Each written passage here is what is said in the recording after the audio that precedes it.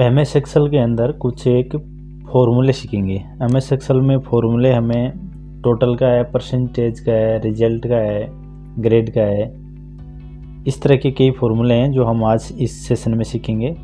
उनको किस तरह से अप्लाई किया जाता है। हमने एक मार्कशीट बनाई है जिसमें रोल नंबर, नेम, सब्जेक्ट लिखे हैं, कुछ Hindi, English, math, computer, history, और रोल नंबर लिखा है, नेम लिखा है। टोटल उसमें करना है, परसेंटेज निकालना है और रिजल्ट निकालना है और ग्रेड।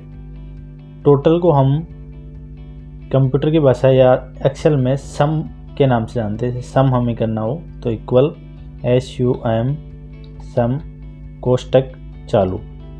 कोष्टक चालू करने के बाद हमें जहाँ से सम करना है वहाँ से स्टार्ट करना है और जहाँ तक सम करना है वहाँ तक सेलेक्ट करना है। तो मुझे हिंदी का जो सब्जेक्ट है वहाँ से, यानी C2 जो इसका कॉलम जो एड्रेस है वो C2 है। यहाँ पे देखो दिखाई दे रहा है आपको, कॉलम एड्रेस C2 से लेकर के G2 तक मुझे क्या करना था, सेलेक्ट करना था। और मैंने जो कोष्टक है उसको बंद कर दिया और इंटर। जैसे मैंने इंटर किया, इसका जो योग होता है 412 वो मुझे दिख रहा है। सम करने के और भी कई तरीके हैं जिसमें से एक ये तरीका था। दूसरा जो तरीका है वो हम दूसरे वाले में करके अप्लाई करके देख रहे हैं। इक्वल के बाद आपको जिन जिन सेलों का सम करना है, जैसे मुझे C3 ऊपर की तरफ आपको C दिख रहा है और इधर 3 दिख रहा है, तो C3 प्लस C3 के बाद आपको करना है C3 plus D3 plus E3 plus F3 plus G3, यानी इन सेलों का मुझे क्या करना है, प्लस करना है। तो मैंने इन सब के साथ प्लस लिखा और इंटर प्रेस किया तो इनका योग आ गया। तो इस तरह से भी हम क्या कर सकते हैं, इनको प्लस कर सकते हैं। दूसरा जो तरीका है, दूसरा ये तरीका था। तीसरा जो तरीका है वो हमें पूरी सेल को सेलेक्ट करना है, एक आगे जो सेल है उसको खाली छोड़ना है और यहाँ पे एटो सम पे क्लिक करना है। जैसे मैंने एटो सम किया, यहाँ पे इसका योग आ गया। तो आप इस 3 तरीके से सम कर सकते हो। इसके अलावा आपको पूरा आगे का जो सम है वो करके देखना है, तो यहाँ से पकड़ करके आप ड्रॉ कर सकते हो आगे की तरफ। तो पूरा सम आ गया। इसके बाद हम देख रहे हैं परसेंटेज। परसेंटेज हमें किसी भी का निकालना है। जैसे ये जो संख्या 420, ये हमें हमारे पास प्राप्तांक है और जो पूर्णांक है वो 100 में से अंक दिए हुए हैं प्रत्येक सब्जेक्ट में। तो हमारे जो सब्जेक्ट हैं 1, 2, 3, 4, 5 सब्जेक्ट हैं। तो अपने जो प्राप्तांक है वो तो है 412 और पूर्णांक है वो है 500। तो 500 में से 412 जिस तरह से हम मैनुअली निकालते हैं उसी तरह से निकालेंगे। इक्वल लगाया मैंने। इक्वल लगाने के बाद आपको टोटल का जो सेल है वो सिलेक्ट करना है। H2, H इधर से और 2 इधर से। जो फर्स्ट स्टूडेंट है उसके 412 नंबर है और 412 नंबर मैंने सेलेक्ट किए हैं। तो H2 यहाँ पे एड्रेस है। H2 का मतलब होता है टोटल की सेल का एड्रेस H2 है, इनटू 100। परसेंटेज निकालने के लिए 100 से गुणा किया जाता है। भाग, अपने भाग हम देंगे पूर्णांक का। पूर्णांक अपने कितने हैं, 500, तो हम देंगे 500 का।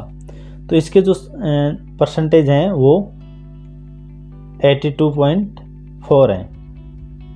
इसी प्रकार सभी का आपको निकालना है। तो ये प्लस वाला जो चिन्ह आता है कॉर्नर पे, उससे पकड़ करके ड्रॉ कर देंगे। उसके बाद है रिजल्ट। रिजल्ट हमें इसका निकालना है। तो रिजल्ट निकालने के लिए रिजल्ट फेल या पास, हम मानते हैं कि 36% से जिसकी ज़्यादा है उसको पास करना है और 36 नंबर से या 36% से जिसके कम है उसको हमें फेल करना है। तो यहाँ पे देखिए, दो स्टूडेंट है, एक ये स्टूडेंट है, एक ये स्टूडेंट है, इनके 36 से कम नंबर है तो ये फेल दिखने चाहिए, बाकी पास। तो मैं यहाँ फॉर्मूला लगाता हूँ। थोड़ा सा मैं सेल का जो साइज़ है वो थोड़ा कम कर लेता हूँ। यहाँ देखिए मैं फॉर्मूला लगाता हूँ, इक्वल। इसके बाद मैंने लगाया इफ़ का मतलब होता है यदि, कोष्टक ऑन, यदि परसेंटेज की सेल का जो एड्रेस है वो है I और इधर से 2, I2 में जो वैल्यू है वो बड़ी है, वो ये मैंने लगाया ग्रेटर देन 36 से कोमा, इन्वर्टेड कोमा, तो मुझे दिखना चाहिए, यानी जो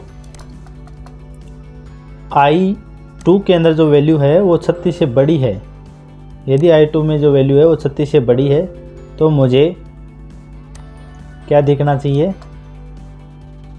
1 मिनट में इसको चालू करता हूँ, तो मुझे दिखना चाहिए पास।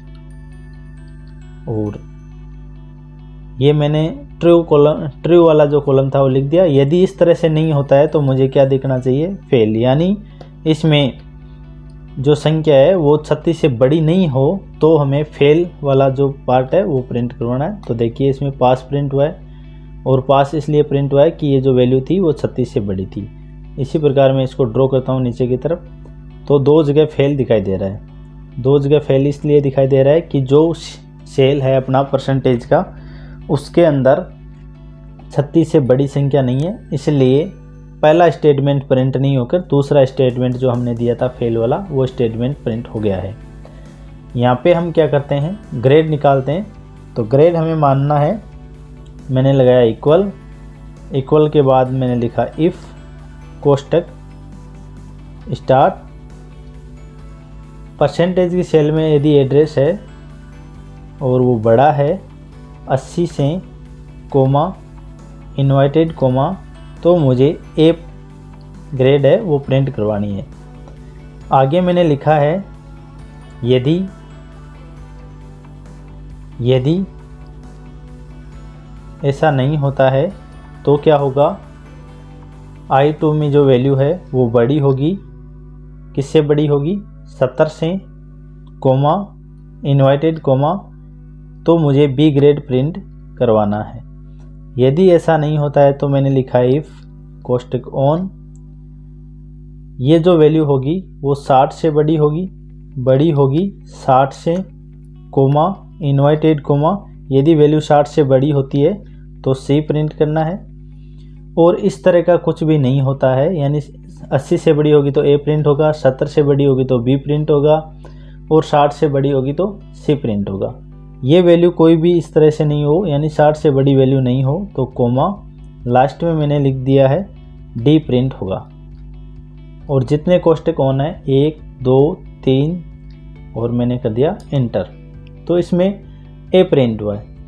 ए प्रिंट होने का रीज़न ये है कि इसमें जो संख्या हमने यहाँ देखो ऊपर फॉर्मूला बार में हम देख सकते हैं कि जो मैंने दी थी कि जो भी इस सेल में एड्रेस है वो 80 से बड़ा होगा तो ए प्रिंट होगा, 70 से बड़ा होगा तो बी प्रिंट होगा, 60 से बड़ा होगा तो सी प्रिंट होगा। तो ये जो संख्या है वो 80 से बड़ी है और ए प्रिंट हो गया है। इसके बाद मैं इसको पकड़ के नीचे की तरफ ड्रॉ करता हूँ। जैसे मैंने ड्रॉ किया तो दूसरे में सी आया है और इसके बाद सभी में डी है।